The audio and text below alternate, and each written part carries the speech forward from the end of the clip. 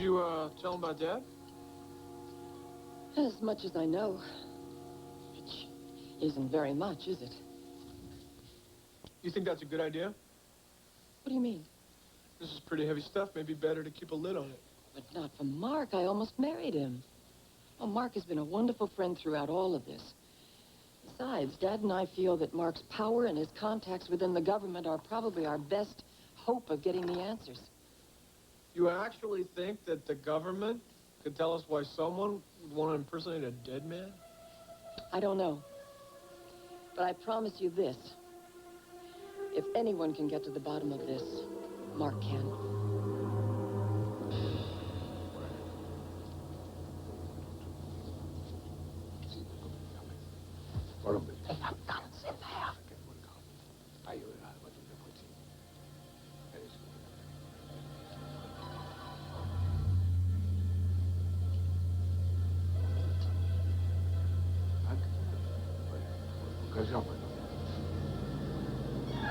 I told you before, you do what I tell you to do. Nothing else. Clarissa McCandless has always been part of the plan. You said we get Baxter McCandless through his wife. I said we would use Clarissa to smoke out Baxter McCandless. Use her. Yes, well, maybe this plan is taking a little too long. I will say when it is time. I will say.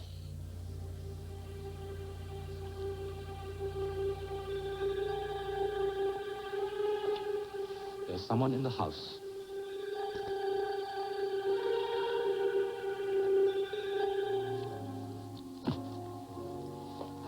I'm sorry to disturb you, Mr. Clegg, but the front gate just called.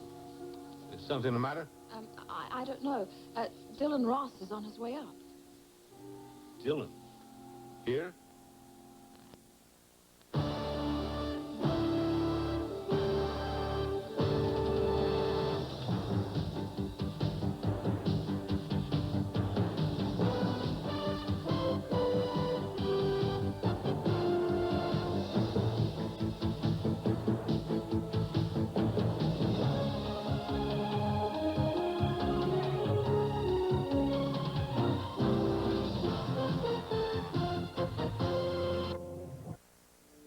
What in the world is Dylan Ross doing here at this hour? He's bringing over the rest of my things from DJ's. Why, is that a problem, Daddy? Well, it's late, that's all. I'm surprised Dylan was willing to come here under any circumstances. Well, he wasn't. I've been trying to get him to talk to Trey, and between Trey's schedule and his, this is just how it worked out. You're getting more like your mother every day.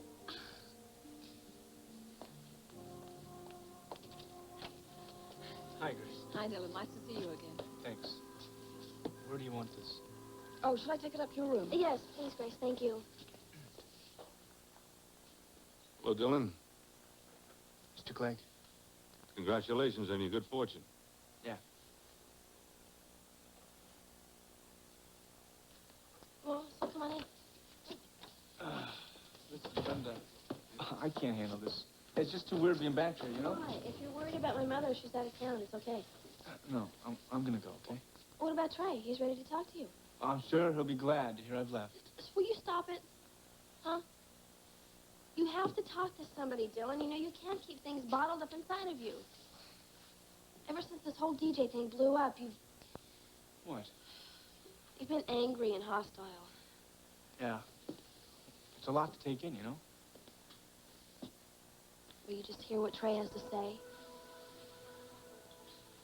You think I'm crazy for not taking the money, right? No, it's just that I think... I certainly do.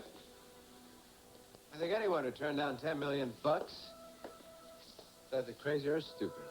And you don't strike me as stupid. And then a friend of mine, a doctor, talked me into taking my little boy to his house again and me coming back here. And then when I tried to, they didn't want to let me back in. You knew the rules. You left the program. Well, I had to. You think I was going to let them take my baby? So what did you do? I argued. I fought. I begged her. Why? Why? Because I wanted to come back in. Why? I haven't heard a thing about why you're here. You're a drug addict. I haven't heard a thing about that. What do you want to know? You tell us. Well, I don't know. It just happened. Nothing just happens, kid. Well, I don't know. I just started. I mean, there was this pressure. I was living with someone with a very high-profile life. There were parties. I just couldn't take it. The pressure. The whispering about me. Oh, poor Kelly. Yeah, I know who you are. You're that rich congressman's girlfriend. Terrible, Precious. Did you ever eat garbage? Did you ever sleep on the street? Now that's pressure, baby. People like you make me sick. I think you're getting your butt squished. Oh, no, she can't take the pressure. People talking about her. Big stinking deal. So why were they talking about you, Kelly? Because I was a whore.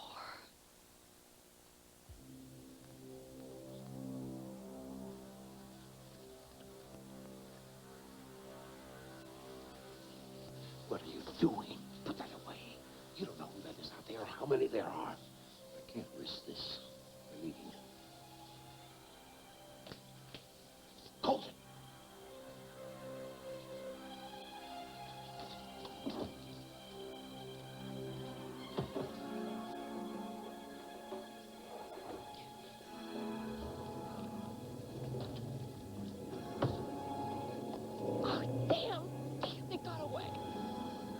Breaks my heart. Come on, let's get out of here. What the hell are you doing? No, wait. Wait up a second.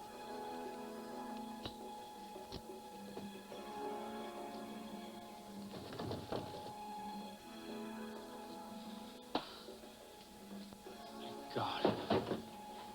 What are you doing? Looking for evidence. What evidence of what?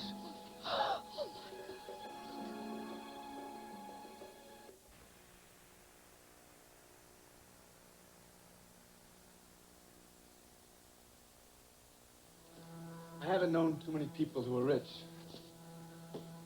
The ones I have known, the money never made them happy. Come on. Of course it did. Okay, temporarily happy maybe.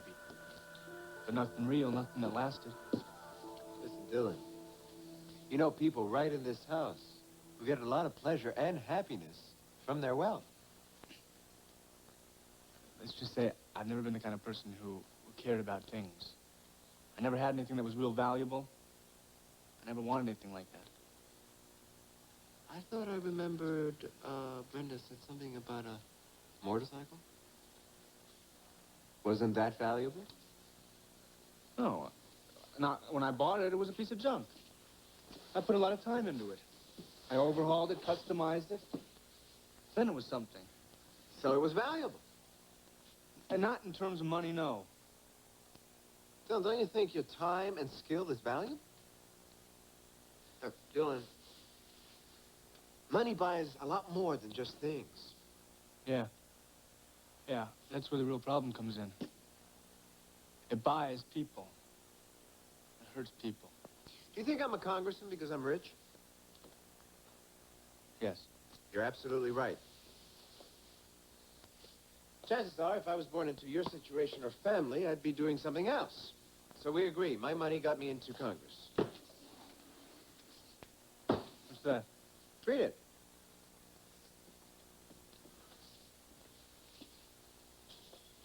H.R. 1186204. Supplementary educational funding for the depressed areas of Appalachia. This is my bill. My money got me into Congress. But this is what I'm doing in Congress. Good or bad? No, come on. That's my question. Good or bad? Okay, let's approach it from a different angle. Do you think underprivileged kids should have an education? Even if the kids have less than you? Yes, of course I do. Even if my father's money put me in a position of power to make this law?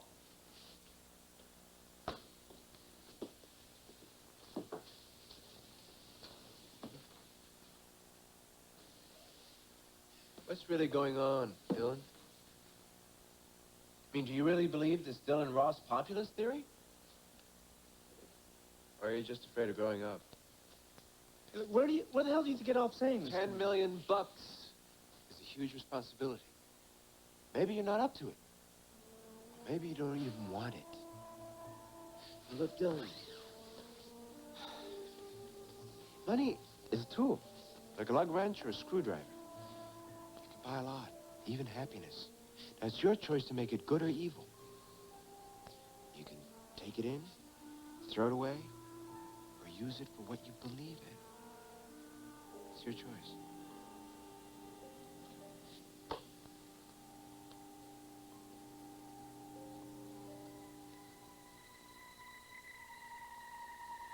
Your mother seemed a little upset. Yeah, I know. And nothing else has happened that I don't know about, has it? No, she was just telling Mark about everything. Everything about the brake lining being cut and everything else. I think it just got started again. Ah, damn it. I don't understand why the police haven't come up with something more on this imposter. Guess I'm going to have to call Chief Adamson tomorrow morning. Granddad, what do you think about her telling Mark everything? That's a good idea. I mean, who besides your mother knows more about Baxter than Mark? Why? I don't know. I just get the feeling that it's not a good idea to be talking this around. Your mother needs somebody to lean on. Somebody she can trust. And Mark has always been there for her. I was just pinning all our hopes on Mark being able to do something. Well, maybe he can do a lot more good than we can right now. And I'm glad he's getting involved, especially since I have to go away again. Away where? Back to Column Bay. I talked to Therese on the telephone. When did you get a hold of her? This morning, she claimed that she'd been visiting people on another island. What'd she say about the amulet? Well, she wouldn't talk about it. Even tried to hang up on me. Well, then she must be scared. What about the message? Well, I asked her about that, too, and at first she tried to avoid it, and then she said didn't mean anything. What? Well, she said it was sort of a religious symbol, a saying like, fear the Lord. Beware of octopus? It's got to be more than that. No, you're damn right it does. But if I can't get any answers, then I'm going to have to go down to Column Bay and talk to her myself.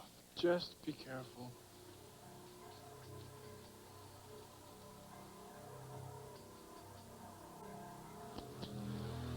So, the tattoo was not a spider, it was an octopus. What do you think it means, huh?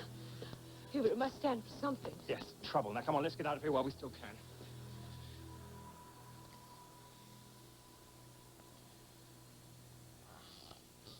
Do you hear that? Hear what? I don't know and I don't care. Now, come on, let's get out of here now. Come on.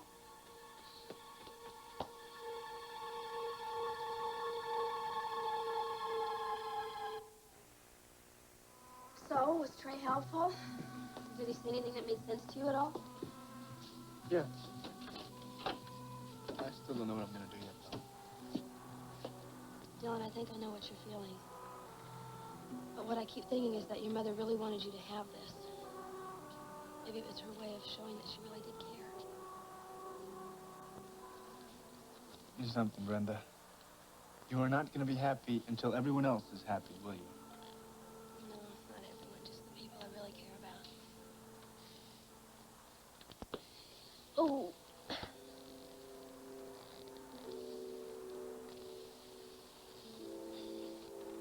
Thanks for worrying. Anytime. You get yourself a good night's sleep, okay? Okay. Talk to you tomorrow. Night. And then when I was 12 years old, my uncle raped me. And he gave me $5 after.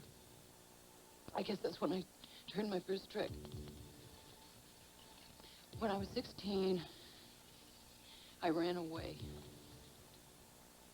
And I started getting jobs. I mean, I would get a job waiting tables somehow. I always ended up on the night shift, though. Just me and the owner. It paid better than tips. And I started getting real good at it. You know, I started moving up. I even changed my name. I started making money. It was good money. But then I began to dream of getting out, of doing something else with my life. That was when I met Trey. And all of a sudden, every one of those dreams started coming true. I loved him. More than I thought you could love anybody.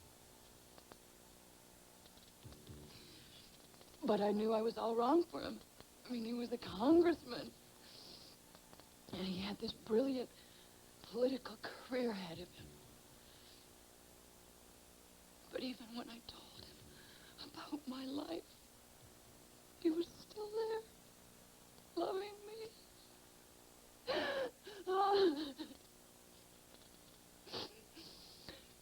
Anyway, his family found out about us, and they told me that I would ruin his life, and I agreed with them.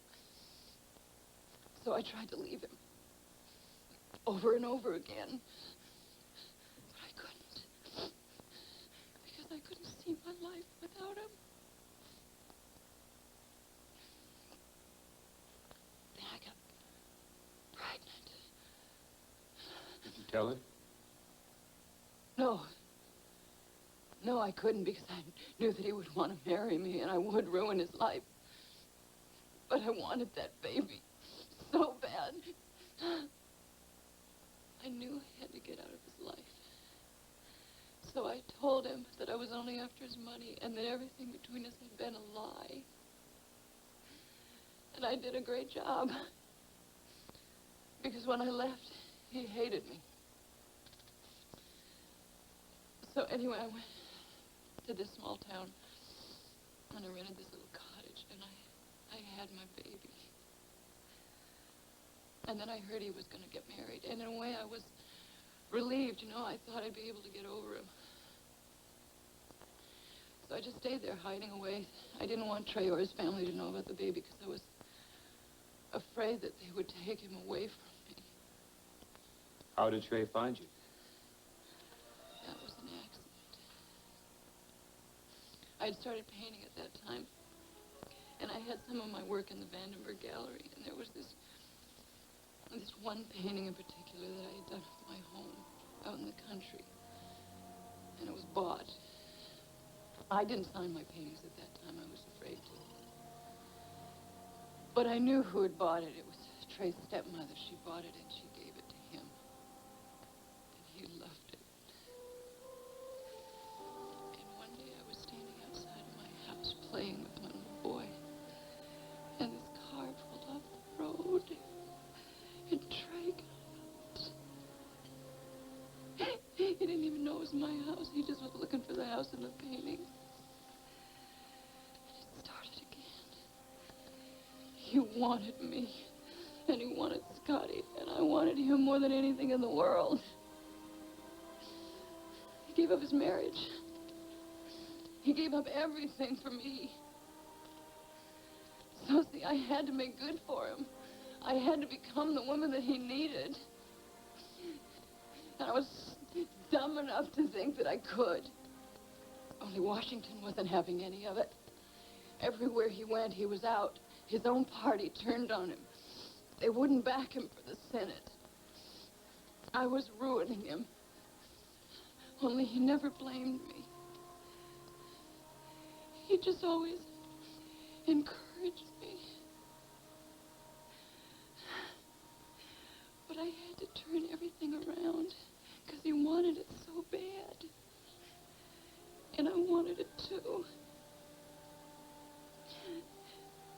So we started going out in Washington society. You know, we'd go to these big, important gatherings. Only I couldn't handle it. I mean, I get into this panic.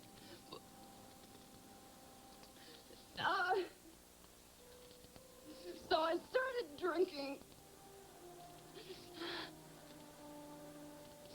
Only that didn't work. It didn't work good enough. So I started taking the pills. And then I started snorting the coke. And it worked. It worked great, and I was great. And he started saying to me, "See, honey, you were terrific. I knew you could do it." And I was terrific. It was working. Was? Yes. Then what are you doing here?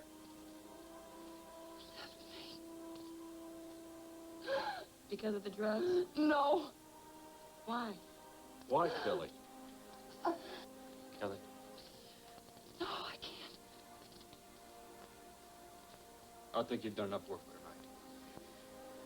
Very good work, Kelly. always end with the AA prayer.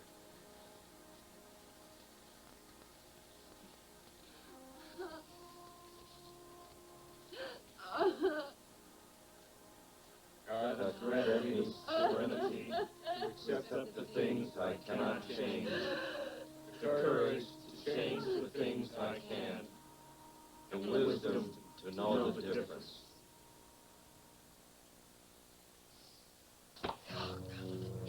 Lost him, Hubert. Well, frankly, I failed to see the tragedy in that. You know that we are on to something very big. I don't know what's going on, but the story's a big one, Hubie. It is a big one. The trouble with you American girls is that you read far too many bad novels. No, come on, give me a scat.